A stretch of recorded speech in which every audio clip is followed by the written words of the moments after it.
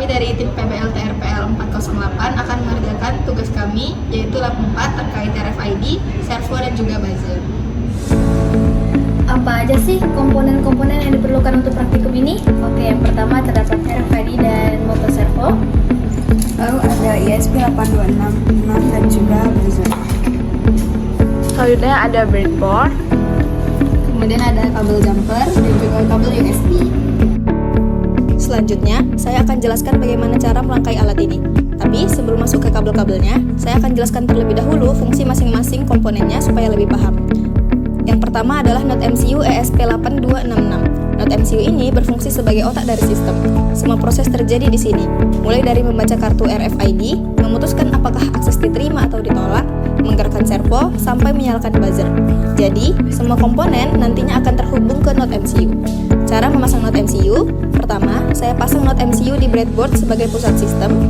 Lalu, saya sambungkan pin 3,3 volt dari Node MCU ke jalur positif breadboard, dari pin JND ke jalur negatif breadboard. Ini supaya nanti kita bisa lebih mudah mendistribusikan listrik ke komponen lain. Komponen kedua adalah RFID RC522. Nah, RFID ini berfungsi sebagai pembaca kartu. Jadi ketika kartu ditempelkan, modul ini akan membaca UID atau nomor unik dari kartu tersebut dan mengirimkannya ke Node MCU.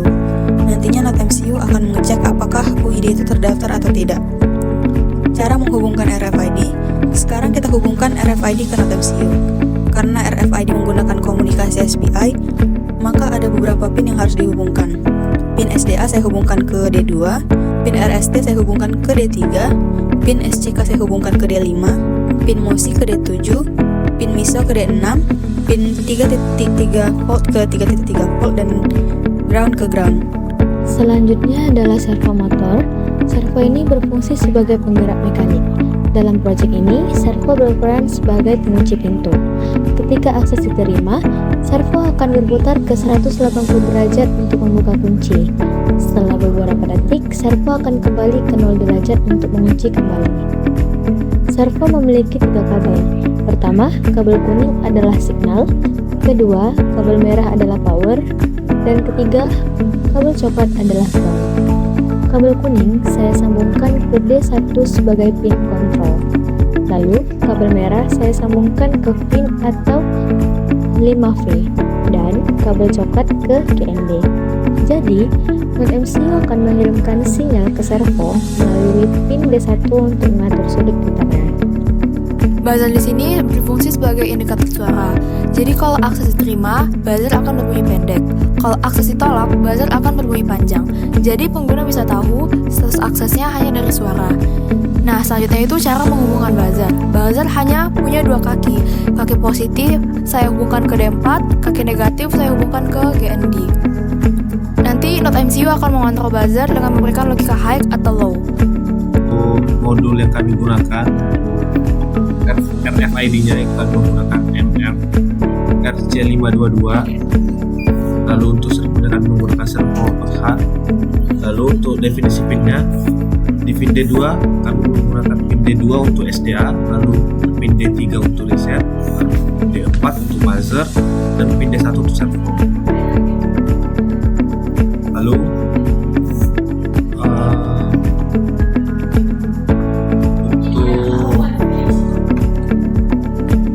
untuk servonya di awal kami mendefinisikan untuk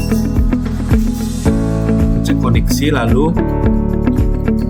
inisiasi buzzer dengan pin mode, lalu buzzer pin, lalu output. Lalu jika koneksi modul RFID hilang, maka data akan dikembalikan. Lalu untuk aksesnya kami menggunakan if content substring 1 sama dengan UID yang sudah ada pada kartu. Lalu ketika data sesuai dengan UID yang ada, maka pintu akan diterima.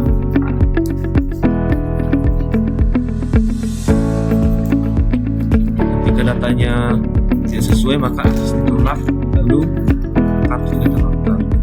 Dan bunyi dari buzzer panjang sebagai berikut. Selamat siang. Untuk hasil yang kami buat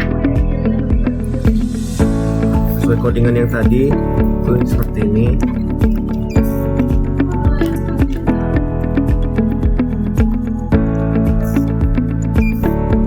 Oke. Ini UID-nya sudah kami daftarkan. Jika data UID-nya tidak ada, maka dia akan tolak. Namun ketika